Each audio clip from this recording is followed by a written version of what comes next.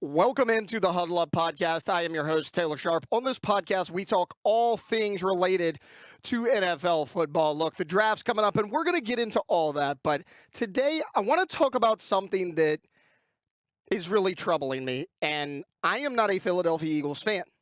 As a matter of fact, the team I pull for the hardest is probably the biggest rival of the Philadelphia Eagles. But it came out this past weekend that the Green Bay Packers have actually sent in a submission to the NFL Rules Office to ban the Tush Push, made famous, of course, by Jalen Hurts and the Philadelphia Eagles. I have a big problem with this proposal. You can't ban the Tush Push, and let me explain why. The Philadelphia Eagles have perfected this play. You got Jalen Hurts behind an incredible offensive line, one of the best offensive lines in the league. And you have Jalen Hurts, who squats like 600 pounds. He's the perfect quarterback to run this play. Those of you who have seen the Tush Push, you know what I'm talking about. If you haven't, look, it's Jalen Hurts. He gets under center. He's running the QB sneak. We got Saquon Barkley behind him, sometimes even another lineman, fullback, power back, whatever you want to call him, pushing Jalen Hurts from behind. He's behind the O-line. He's pushing as well. It's a very hard play to stop. You see it on short yardage, on 4th and 1, on 4th and goal, anything like that, and they're very good at it. The problem is they have drafted these offensive linemen specifically to help Jalen Hurts in the running game. They use Jalen Hurts to this advantage because he has the ability to do it. You can't ban this play just because it's hard to stop. You hear it all the time. Oh, well, it's such an advantage for the Philadelphia Eagles. If they're at 4th and 1, they're going to get it every single time. Great. That means they designed a really good play. They run it to perfection, and they're rewarded for their hard work of running that to perfection. You can't just say, oh, well, it's an unfair advantage. How is it an unfair advantage? Anybody in the NFL can run that play. You saw Buffalo try to do it against Kansas City. Now, they were awful at it. They had Josh Allen run behind the left guard instead of straight up the middle, but Josh Allen is 6'5". He's 240 pounds. They weren't able to do it because they haven't worked their butts off and tried to perfect it like the Philadelphia Eagles have. You're punishing the Eagles for doing something correctly. And again, going back to, okay, well, it's almost an automatic first down and 4th and 1. It's unfair to the defense. How about you play really good on 1st, 2nd, and 3rd down and don't allow them to get into that 4th and 1? Because as good of a play as that is, I promise you right now, if it's 4th and 3, 4th and 4 for the Philadelphia Eagles, Nick Sirianni and Jalen Hurts are not running out there to run the Tush Push. That is all on you as a defense. You don't want to have to defend the Tush Push?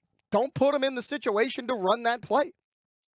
Bow up, stiffen up, go out there, play defense, and get them into a 4th and long, a 4th and medium. It could even be 4th and 3. They're not running it in that situation. They're going to kick it, or they're going to run another play. They'll do a rollout pass, get Jalen Hurts on the move, whatever they want to do. This is not an unfair advantage for the Philadelphia Eagles strictly because nobody else can stop it. They have done an excellent job of perfecting this. So I mentioned a little bit earlier, okay, well, they've put together this incredible offensive line to be able to block and be able to run this play. Imagine having the perfect quarterback, the perfect offensive line to run this specific play. You do it to perfection, and then the NFL is like, hey, you did such a good job of putting this team together for this play. Too bad, now you can't run it. I mean, what kind of precedent does that set for other teams? Okay, that'd be like saying, I think that dual threat quarterbacks in the NFL can only run the ball a total of 10 times a game. But wait, why only 10 times a game? Well, I mean, it's an unfair advantage. Not everybody has a running quarterback. Not everybody's a Jalen Hurts or a Lamar Jackson or a Josh Allen. What about the teams that have Matthew Stafford or Derek Carr or somebody else that's not very mobile? Is that an unfair advantage? That's actually more of an advantage for the offense than the Tush Push. The Tush Push, anybody can do. You don't even have to be athletic to do it. The first time we saw Nick Sirianni run this play, he was with the Indianapolis Colts, and it was Jacoby Brissett. Now, Jacoby Brissett can move a little bit, but he is not even close to being as athletic and the style of quarterback that Jalen Hurts is.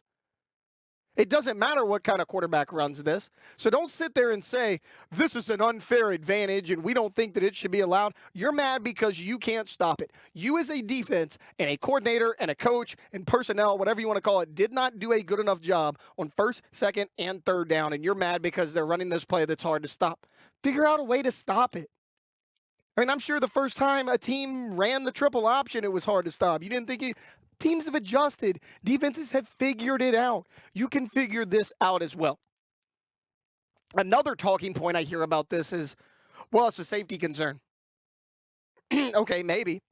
And I'll get behind that. If any of you or anybody in the NFL or the Packers, whatever soft-ass team decides they want to ban this next, can point to me the injury history of this play and show me that it is significantly higher than a normal play. Because I got to be honest, I'm a Cowboys fan. I watch the Eagles play twice a year minimum. That's just against my team. I watch all their playoff games. I've watched them in the Super Bowl. I got to be honest, I don't remember anybody ever getting hurt in the Tush Push. Now, I have not watched every single Philadelphia Eagles snap, but I watch a lot of them, and I really don't remember anybody getting hurt. And even if they do, it's something minor here and there. It certainly doesn't appear that there's a higher injury risk during this play than there is any other play. This is concerning.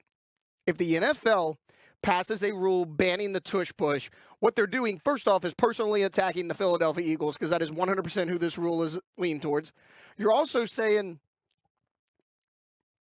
you can't do the QB sneak anymore.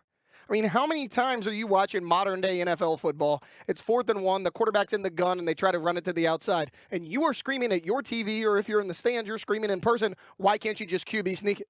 Well, Philly's doing that, and now you're trying to punish them for that as well? What the hell do you want them to do on 4th down? Because you hate it when they run to the outside and try to get cute instead of doing the obvious. Now they're doing the obvious, and they're getting punished for it. I don't like it. This is a dangerous precedent that the NFL doing if they pass this. Now, for what it's worth, I don't think this is going to be passed. But if it does, I mean, what other plays are going to get banned? I mean, why not ban anything that you think gives you an unfair advantage? It doesn't have to be the Tush Push. This can just be the tip of the iceberg. The NFL cannot in good conscience ban the Tush Push. All right, look, I think I've ranted on this enough for one day. Look, we're going to try to be back tomorrow, if not in the very near future. I know we've been off for a little while. It has been crazy busy where I work during my day job here at Guarantee Media. But I'll be back very soon. We're going to talk about the NFL Combine, where I think certain guys will be drafted, where they should be drafted. That's all coming up next on the next episode of the Huddle Up Podcast. Again, if you liked what you heard here, please like, subscribe, and comment. We'll see you next time.